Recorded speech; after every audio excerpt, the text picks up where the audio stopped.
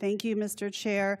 On February 2nd, President Trump said we should take over the voting in at least 15 places. The Republicans ought to nationalize the voting, despite the Constitution assigning primary responsibility for elections to the states.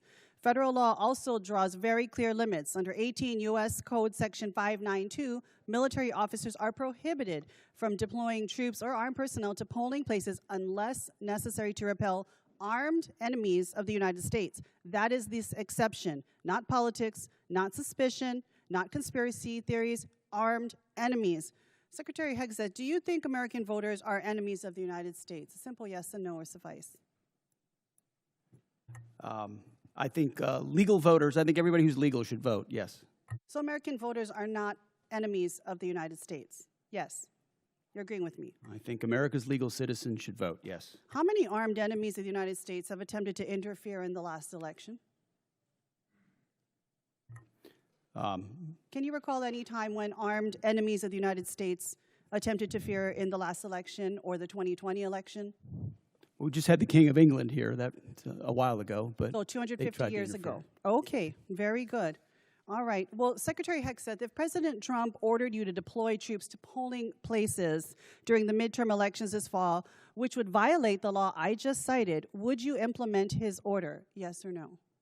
What you're trying to insinuate is that the president would give unlawful orders and we would somehow deploy troops as a result. And the evidence of our department is that we've worked alongside law enforcement very effectively for 15 months. Los Angeles would have been on fire for the summer had we not come across I humbly disagree with that, but this is not a hypothetical situation that I'm inferring on. Your president in January of this year told the New York Times that he regretted not ordering the National Guard to seize voting machines in key states after the 2020 election. Last I heard from you, the last time we had any kind of armed enemies at any type of voting places was 250 years ago. We're talking 2020. So if the president, again I'm asking you, orders you to break election law, violate the Constitution and the law, would you follow the orders of the president, yes or no? The president, you like to insinuate that the president issues it's illegal orders. It's a simple question. And does not. Who would you follow, the president or the Constitution? I will note that in 2024, troops were, that was Joe Biden, by the way. Joe Biden were deployed to polling locations in 15 states. 2024, Joe Biden, troops deployed to polling locations in 15 states. Explain that one to me. I am asking you a question now. You seem to really like Joe Biden. You've brought his name up more than many other topics today. Answer the question. Who are you beholden to, Mr. Secretary, the President or the Constitution? Well, if you can't answer that question, very proudly served as president, very proudly swear an oath to defend the Constitution in Los Angeles. He couldn't answer that either. So I think our answer is very clear.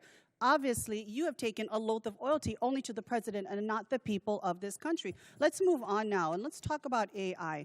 The Marvin Smart System, which appears to be the program on record being used in Iran, does the targeting work we know of about 2,000 people. It's called the Maven system, not the Marvin system. Excuse me. Thank you so much for that correction. It does it in a fraction of the time. The intention was to compress the kill chain, and the result was an attack that killed almost 200 children. Would you agree that tragic actions like this prove that when we trade time and humans for safety, people die? The Maven system is a very effective tool, and inside that we have very prescriptive processes by which we ensure as much precision as humanly possible in very complex battlefield environments. So you think we took every absolute effort to make sure that innocent civilians did not die in this attack? I know that there is no country on planet Earth that takes more measures to ensure that civilian harm or civilian casualties are minimized than the United States of America and this War Department, and that is a fact. Okay, and yet, Mr. Secretary, you eliminated the Department's civilian harm reduction staff. You eliminated it. For a country that makes great efforts to make sure human casualties are reduced or eliminated, don't you think that that goes actually counter to what you just said? Would these children not still be alive if you had not eliminated all of these staff working within CENTCOM? We didn't eliminate them. We made sure that those things that they normally accomplish are at the field level, which they are, and all of these processes are in place at every level. Would you not agree that something clearly has failed, whether it's our implementation of AI, whether it's understanding our human dependence on AI? Would you not agree something failed because almost 200 children died in Iran as a result of our bombing? you're insinuating something where an investigation is not complete. Genlee's Thank you, Mr. time's Chair. expired. Support journalism you trust. Support PBS News. Donate now, or even better, start a monthly contribution today.